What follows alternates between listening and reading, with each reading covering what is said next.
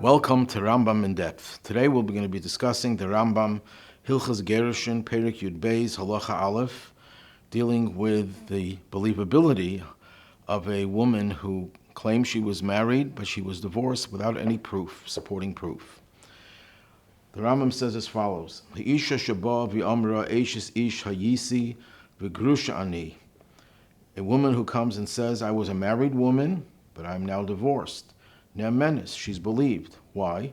Shehapesha asar hu hapesha hiter, because the mouth that put a prohibition on her, namely when she says, I was a married woman, that makes her forbidden to anyone else, hu hapesha hiter, it's the same mouth that permits it.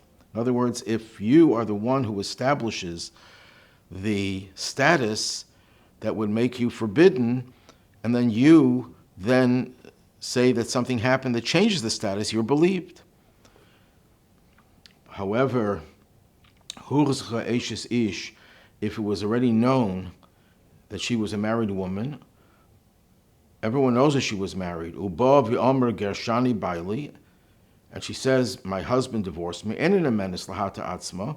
she's not believed to permit herself to get remarried because we already knew she was married and she has no proof that she was divorced. The Magid Mishnah, the major commentary on the Rambam, brings different opinions, but one opinion that he brings from one of the Rishonim, that she's only believed if she's the one who says, I was married and we didn't know that she was married, and then she says, I'm now divorced, and that the Rambam says that she's believed, which is taken from the Gemara in Ksubas. They say that that's only true if she modifies what she said, if she qualifies what she said, teich k'dei dibur, within a few seconds. In other words, she has to say, Eishes ish hayisi, I was a married woman, and right away, and now I'm divorced. But if she delays, and she says it much later, then she's not believed, because she already established that she is a married woman, and now she's trying to change that. That will not be possible without her bringing proof. The Magid Mishnah himself takes issue with that opinion, and he says that you don't need it to be done b'teich k'dei dibur. The only time you have to do a teich k'dei dibur within a few seconds is when you said something that you contradicted yourself later on. If you contradict yourself later on, then if you do it immediately, then that qualifies what you said before and you believed. But if you waste time in between what you said and then when you want to correct yourself and saying the opposite, it has to be within a few seconds. However, over here, when she says, I was a married woman, and now she says she's divorced, that doesn't contradict saying you're a married woman, because everyone knows that marriage could end with divorce. And therefore, and especially if she says, Eishes ish hayisi, I was a married woman, then certainly when she says later on, even if it's much later, I was divorced, she's believed, because she was the one who establishes the fact that she was a married woman. If she hadn't said it, we wouldn't have known. And therefore, hapesha asar, hapesha hita, the mouth that prohibits is the mouth that permits. But if, let's say, we already knew that she was a married woman, there are witnesses that say that, then she's not establishing the fact that she was a married woman. She's only trying to say that changed, that status changed. She has to have proof. She has to produce a get. She has to produce witnesses. There's a question that's raised by Poskim, by later authorities, and the Tzemach Tzedek brings it in his Tshuva, in Ibn Ha'ezer, Siman Shin Beis. What happens if a woman comes and she doesn't say that she was married, but she is wearing a head covering? According to halacha, a married woman has to wear a head covering. So that itself indicates that she is a married woman. Is that similar to the case where she establishes the fact that she's married because she's wearing the hat, the head covering, the sheitel, whatever it is? Or do we say that we know it without her saying anything? And these are the words of the Tzemach Tzedek. He says, a woman who goes with a head covering, as is the custom of married women, and she says later on, I'm divorced, it requires some research to figure out how should we compare this. because the Mishnah that the Rambam's ruling is based on talks about two situations. One is when she is the one who establishes that she was a married woman, and the second is the case where the witnesses come. Here, there are no witnesses that know that she was married. It comes from her. It's by her notice that she's a married woman, that by going with a head covering as the custom of married women, and not like the custom of unmarried women who do not wear the head covering. And since it comes from her, one could say that it's the same thing as a pesha asa hu a pesha hitir. It's her actions that created this awareness that she was married, and therefore her actions, her speech could release that. That's why she'd be believed. And then he says he could also say the opposite, that it's like a case where there are witnesses, because we are all witnesses that she was a married woman by seeing her wearing this head covering. You see, in halacha, there's a principle of anan sadeh, that there are situations in which we are witnesses. We see a situation, and everyone knows what that situation entails. It's like they're witnesses. So the Tzemach Tzedek's query is, do we compare this to a case where she is the one who establishes that she is married, in which case she could disestablish it by saying she's divorced? Or do we say that since we are witnesses, that helps to establish that she is a married woman, and therefore she's not believed to say that change without evidence? The Tzemach Tzedek, there are many poskim who discuss this matter, and they are stringent about it. The Tzemach Tzedek, and others who are lenient. The Tzemach Tzedek at the end takes the lenient view. He says, where a woman was not known, presumed to be a married woman by witnesses, only because of her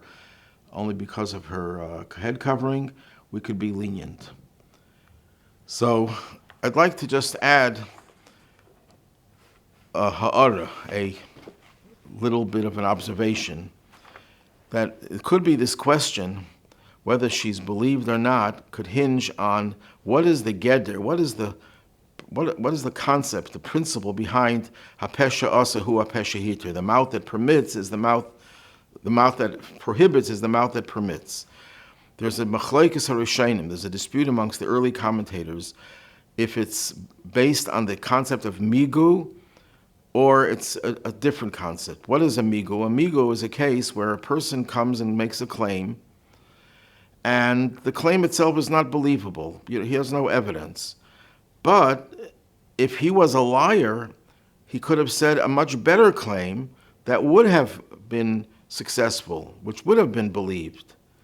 The fact that he's not saying a better lie, a better claim, which would be a lie, it shows that he's telling the truth. So that itself proves that he is honest, that he is believable. That's the concept of amigo. Over here also, here's amigo, a very, very solid one. If she was a liar, that she was not divorced, she wouldn't have ever said I was married. So why does she have to say she was married? She could have said I'm a single woman. And because she could have lied, made a stronger case for herself by lying, by not saying that she was married, and she said it, we believe her that when she says she was divorced. That's the concept of amigo. Other Rishonim say no, it's much stronger than amigo. It's based on the Gemara says in Ksubas that it's svara, it's a compelling logic. You're the one who establishes it, then you're the one who can disestablish it. Now, if that's the principle behind hapesha asar hu hapesha hitir, then it makes sense over here also. Sure, you're the one who established it, that you were married by virtue of covering your hair. So if you're the one who established it, then you're the one who can disestablish it. But if it's based on migu, we have a little problem over here. What does the word migu mean over here? What does the principle entail? That if you were a liar, you could have said a better lie, you would have been believed. So the fact that you didn't say the better lie, the believable lie, you said the one that is not so believable, that itself proves that you're telling the truth.